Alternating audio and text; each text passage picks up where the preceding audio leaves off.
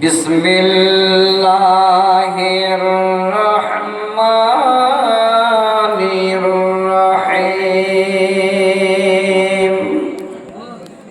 ইয়া আইয়ুহাল্লাযীনা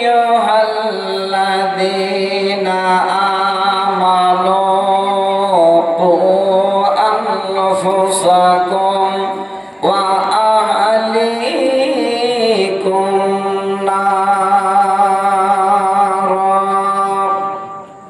ইমানদার বান্দারা, যারা আমাকে আল্লাহ বলে বিশ্বাস করেছ, আমাকে আল্লাহ বলে মেনে নিয়েছ, তোমরা নিজেরাই বাঁচো, তারপরে তোমার আহাল পরিবারকে জাহান্নামের আগুন থেকে বাঁচাও।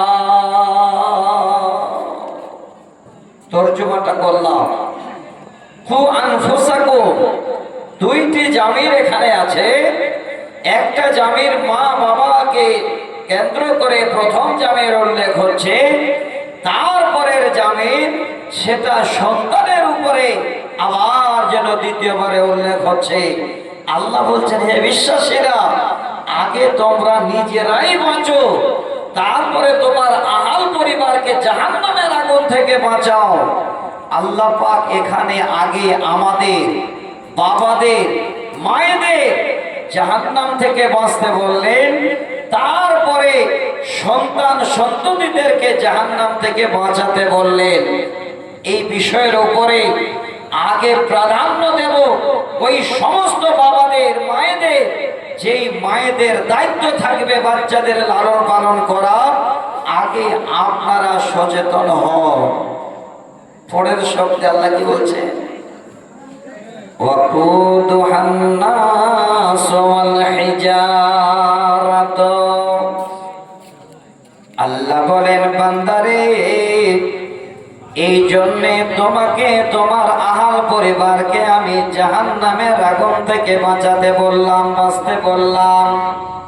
কারণটা হলো, আমার যে জাহান্নাম আমি আল্লাহ বানিয়েছি, ওই জাহান্নামের ইন্ধন, ওই জাহান্নামের জ্বালানি, ওই জাহান্নামের পেট্রোল আমি করব পৃথিবীর এই মানুষ এবং পাথর দ্বারা।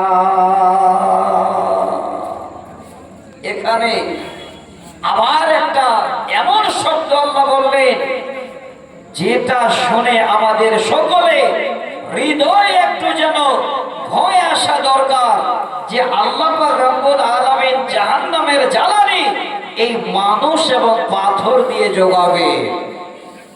তারপরে আবার আল্লাহ পাক দুটো চারটা শব্দ এমন বলছে, যেই জাহান্নামটাকে আমাদের দিয়ে জ্বালাবেন, ওই জাহান্নামটাকে দেখভালের জন্য আল্লাহ পাক কিছু ফেরেশতা নিযুক্ত করেছে।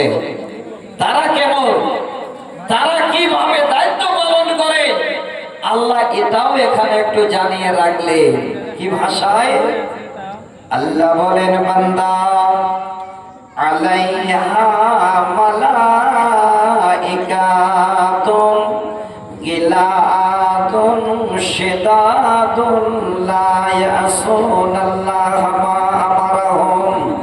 আল্লাহ বলেন, বান্দারে, আমার কিছু ফেরেশতা আমি জাহান্নাম দেখভালের জন্য নিযুক্ত করেছি।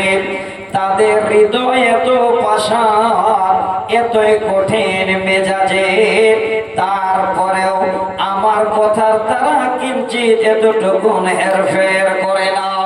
আমি আল্লাহ তাদের যা করতে বলি তাই তারা পালন করে।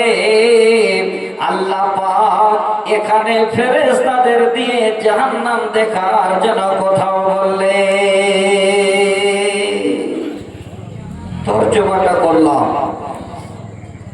এইটুকু আপনাদের জানিয়ে রাখলাম। পুরো আয়াতের আলোচনা করা সম্ভব হবে না। আমি এতটুকু ছোট একটা শব্দ আপনাদের সামনে দিয়ে আলোচনা করি। কু আনফুসাকুম ওয়া আহলিকুম নারা, এই শব্দ দুটো আপনাদের দিয়ে আজকে আমার বিষয়। আল্লাহ বলছেন, নিজে বাঁচো আর সন্তান সন্ততিদেরকে আপনার আড়াল পরিবার বাঁচাও, তাহলে আগে আমরা, তারপরে আমাদের ছেলে মেয়েদেরকে বাঁচাতে হবে। দায়িত্ব আমাদের। এই ছেলে মেয়েরা কি করে জাহান্নামের আগুন থেকে বাঁচবে, কি করে তাদের এমন সুন্দর করে দেখভাল করে আগামী দিনে একটা ভালো পজিশন তারা পাবে, এই দায়িত্ব হলো বাবা এবং মায়ের। একটা হাদিস শোনাই,